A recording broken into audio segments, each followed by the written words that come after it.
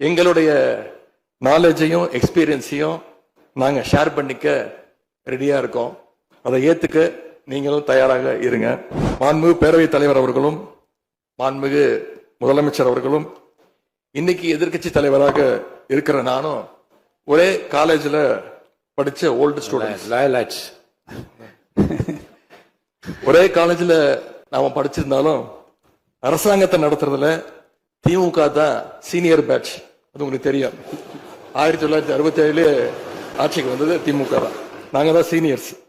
அந்த அடிப்படையில் எங்களுடைய நாலேஜையும் எக்ஸ்பீரியன்ஸையும் நாங்க ஷேர் பண்ணிக்க ரெடியா இருக்கோம்.